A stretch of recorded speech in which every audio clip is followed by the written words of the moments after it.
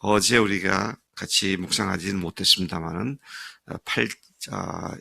3장 1절부터 8절까지 해서 하나님의 백성을 압박했던 이방 족속들에 대한 하나님의 심판이 선포되었습니다.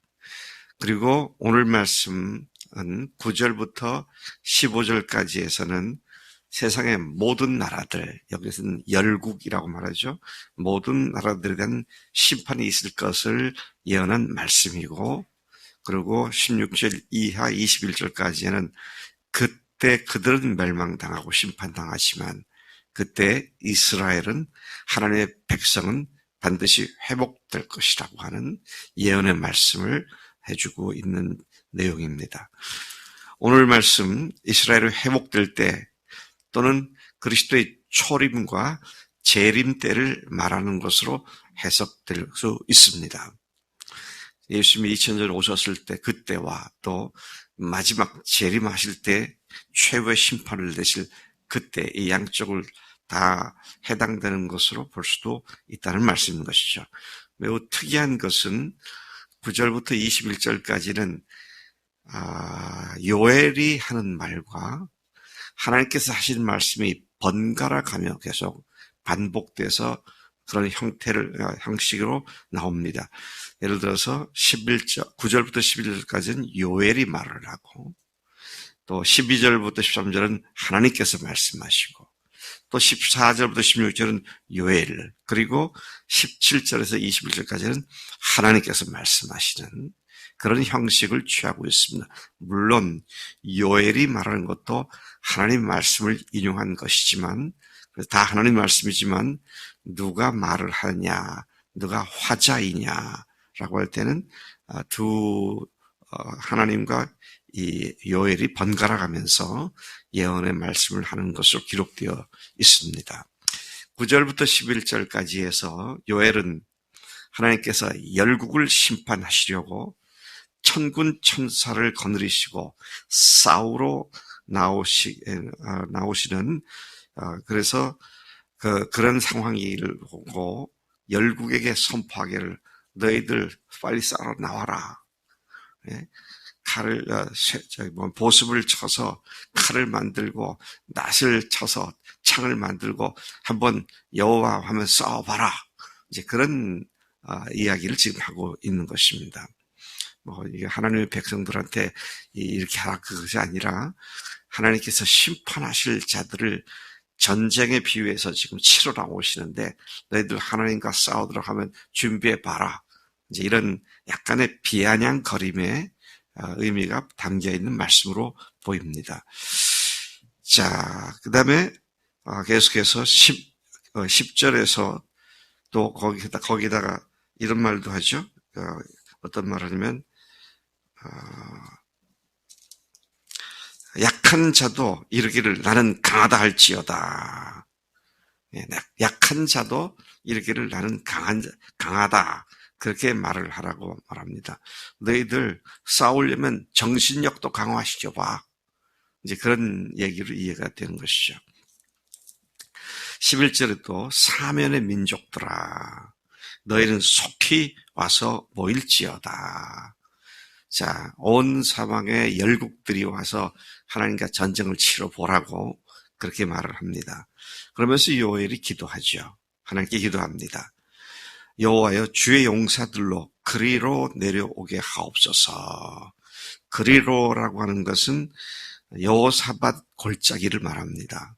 그 앞에 1절부터 나오면 이제 여호사밧 골짜기가 나오는데요.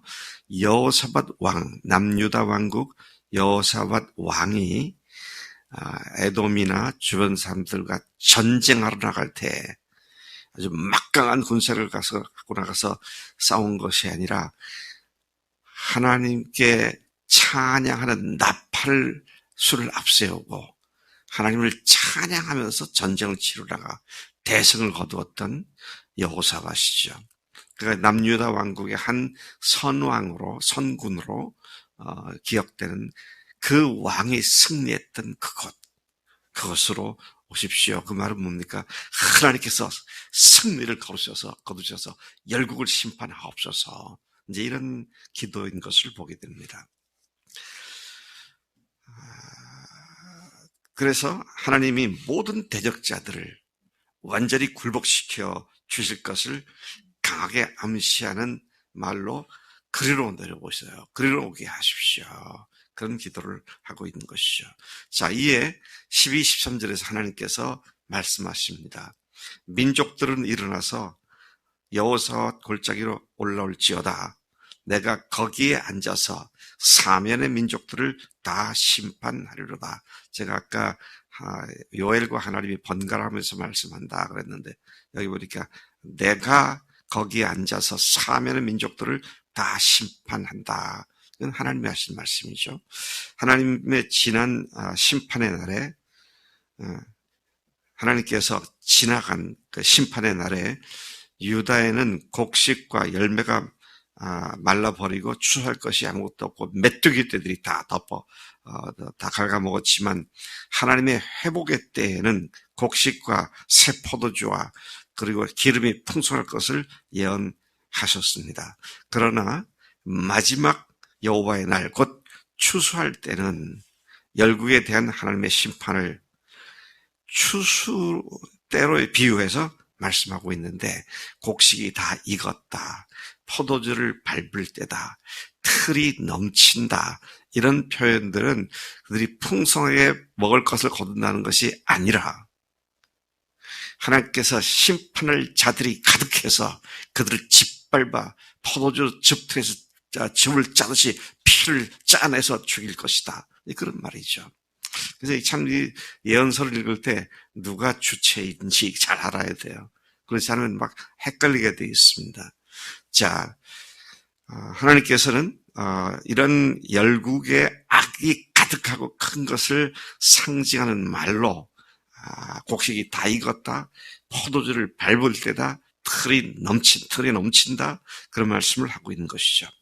14절에서 16절까지 다시 요엘은 열국에 대한 하나님의 심판이 매우 가까웠음을 예언합니다. 사람이 많으며 심판의 골짜기에 사람이 많으며 심판의 골짜기에 여호와의 날이 가까우미로다. 바로 그 하나님의 심판이 매우 임박했음을 얘기하고 있습니다. 그때 또 어떤 일이 난다고 말씀하고 있느냐. 지난주에 우리가 봤던 2장 10절에서도 나왔습니다는 그 말씀처럼 해와 달이 캄캄해지고 별들이 그 빛을 잃게 되는 우주 천체 이상 징후까지도 발생하게 될 것을 말하고 있습니다.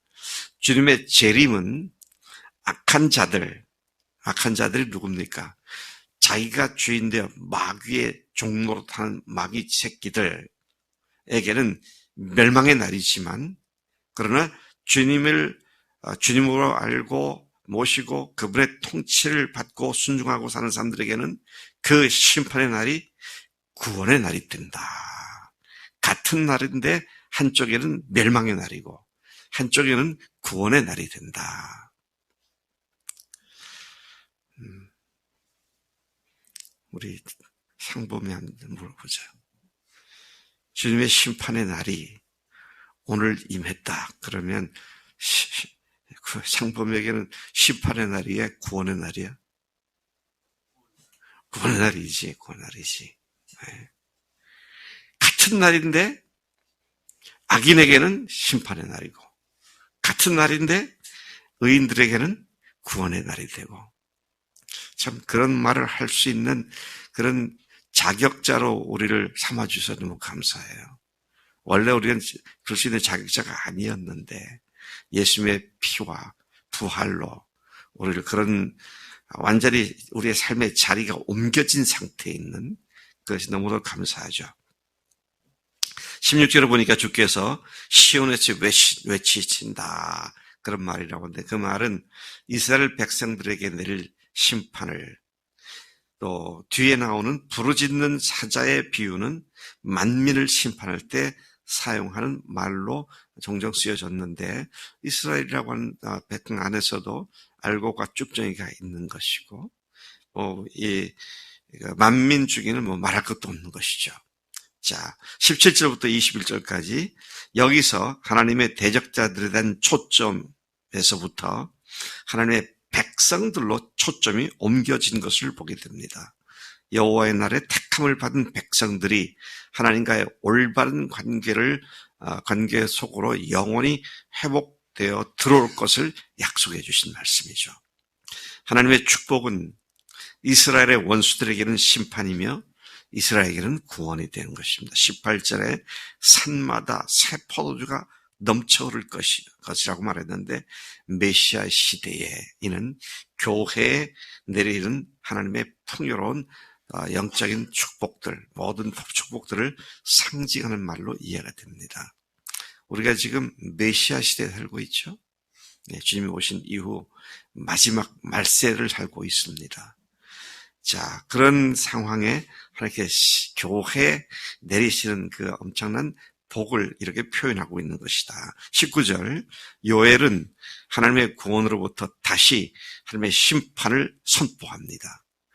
예루살렘이 바벨론에게 패망할 때 바벨론 편을 들면서 유다를 괴롭혔던 이방 군대들, 예를 들면 애굽인들과 에돔인들은 하나님의 백성을 대적하는 모든 열국들을 의미하는 것이죠.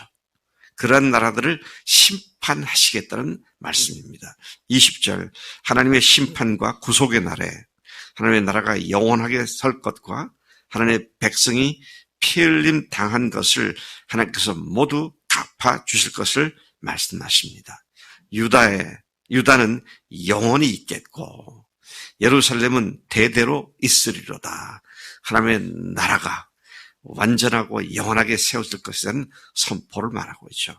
내가 전에는 그들의 피 흘림 당한 것을 갚아주지 아니하였거니와 메뚜기 때와 또 전쟁 북방 군대들로 이스라엘이 고통을 당할 때 그 대적자들을 갖다가 피 흘림 당한 걸 갚아주지 않았지만 이제는 갚아주리니 이는 여호와께서 시온에 거하십니다.